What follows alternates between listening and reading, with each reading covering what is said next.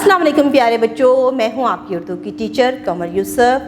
AA international publisher में मैं आपको उर्दू की जमात चहारम में खुशामदीद कहती हूं। तो प्यारे बच्चों, आज का सबक है मौलम आज़म। मौलम आज़म का मतलब होता है सबसे बड़ा उस्ताद। कौन है, क्या आप जानते हैं?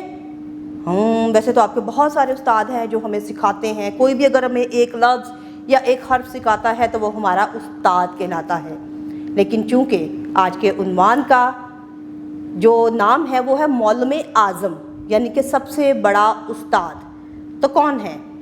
जी शाबाश प्यारे बच्चों, हमारे नबी हजूर पाक सल्लल्लाहु अलैहि वसल्लम जो है हमारे सबसे बड़े मौलम हैं जी। तो आज हम उनकी तालीमात के बारे में इस सबक में पढ़ेंगे।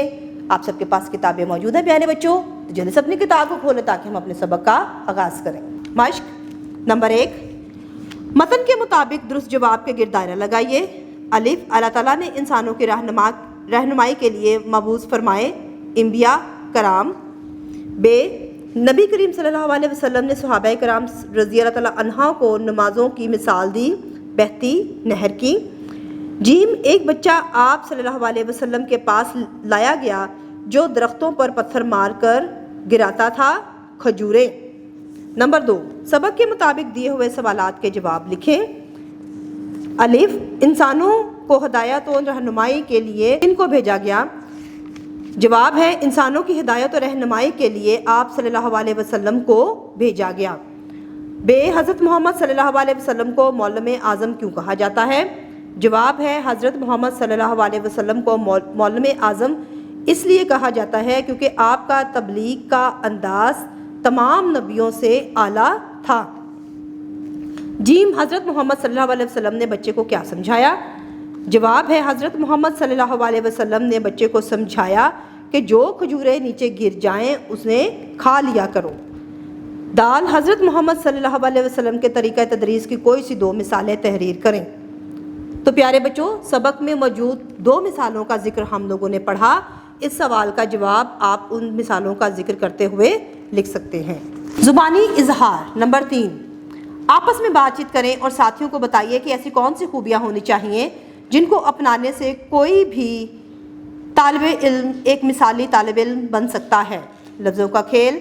नंबर 4, शाबाश एक ऐसा लफ्ज़ है जिसको उल्टा पढ़ने से भी लफ्ज़ शाबाश ही बनता है। साथियों के साथ मिलकर ऐसे 5 अल्फाज तलाश करके अपनी कापी में लिखें, पढ़ें।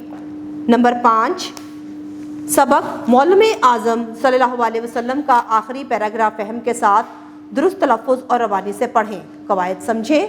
मुरक्कब जुमला, वो बड़ा जुमला जो किसी हर्फ लफ्ज़ के ज़रिए से 2 या 2 से ज़ायद छोटे जुमलों को मिलाकर बनाया गया हो, मुरक्कब जुमला कहलाता है।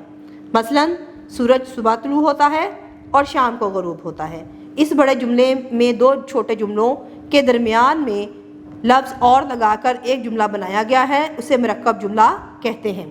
इसलिए और, ताकि, मगर, क्योंकि वगैरह की मुरक्कब जुमले बनाने में इस्तेमाल होते हैं। नंबर 6, सबक का मतन तवज्जो से पढ़ें और कोई से 5 मुरक्कब जुमले तलाश करके अपनी कापी में लिखें। तो प्यारे बच्चों, मतन को दोबारा से आप लोगों ने पढ़ना है और मुरक्कब जुमले आपने इस्तेमाल करके अपनी कापी में तहरीर करने हैं।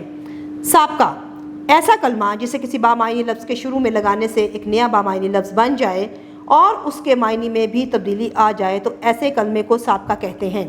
जैसे लायक से पहले ना लगाने से लफ्ज़ नालायक बन जाता है। नंबर 7, हर लफ्ज़ के शुरू में बा लगाकर नए अल्फाज बनाइए और उन्हें जुमलों में इस्तेमाल करते हुए अपनी कापी में लिखें। अदब, बा अदब, अखलाक, बा अखलाक, मुराद, बा मुराद, असर, बा असर, इज़्ज़त, बा इज़्ज़त। तख्लीकी लिखाई, हम फ़ोन और इंटरनेट के ज़रिए से अपने रिश्तेदारों और दोस्तों का हाल अहवाल पूछते हैं। फ़ोन के अलावा ख़त भी एक ऐसा ज़रिया है जिसकी मदद से हम दूसरों को अपनी खैरियत की इत्तला दे सकते हैं और उनकी खैरियत मालूम कर सकते हैं। खतूत 2 तरह के लिखे जाते हैं, रस्मी खतूत, गैर रस्मी खतूत। रस्मी खतूत कारोबारी या पेशा वराना मकासद के लिए लिखे जाते हैं। गैर रस्मी खतूत दोस्तों और रिश्तेदारों को लिखे जाते हैं।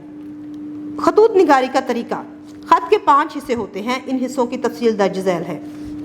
नंबर 1, मकाम और तारीख। کاغذ کے انتہائی دائیں جانب مقام کا نام لکھیں جہاں سے خط لکھا جا رہا ہے۔ مقام کے بعد نچلی سطر میں تاریخ درج کریں۔ نمبر 2، القاب۔ خط کا دوسرا حصہ القاب ہے۔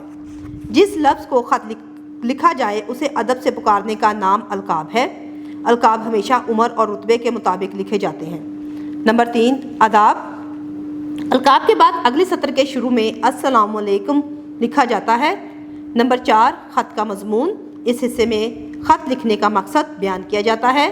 نمبر 5، اختتام۔ خط کا مضمون لکھنے کے بعد آخر میں خط لکھنے والے کا نام لکھ کر خط مکمل کیا جاتا ہے۔ خط لکھنے کے بعد لفافے میں ڈال کر اس شخص کا نام اور پتہ لکھا جاتا ہے جس کے نام خط لکھا گیا ہو۔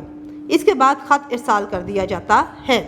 نمبر 8، اپنے چھوٹے بھائی کے نام خط لکھیں اور اسے نبی کریم صلی اللہ علیہ وسلم کی سیرت طیبہ پر عمل کرنے کی تلقین کریں۔ تو پیارے بچوں، مندرجہ بالا جو خطوط نگاری کا طریقہ ہم لوگوں نے سیکھا، اس کو مد نظر رکھتے ہوئے آپ اپنے بھائی کے نام خط لکھیں۔ عملی کام: تقریر کے آغاز، عروج اور اختتام کو مد نظر رکھتے ہوئے قوموں کی ترقی میں استاد کا کردار کے موضوع پر تقریر تیار کریں اور اپنا ماضی الضمیر اپنے ساتھیوں کو سنائیے۔ نبی کریم صلی اللہ علیہ وسلم کے اسوہ حسنہ سے متعلق اپنے اساتذہ کرام اور والدین سے واقعات سن کر ہم جماعتوں کو سنائیے۔ جی تو پیارے بچوں، آج کا سبق معلم اعظم ہم لوگوں نے پڑھا۔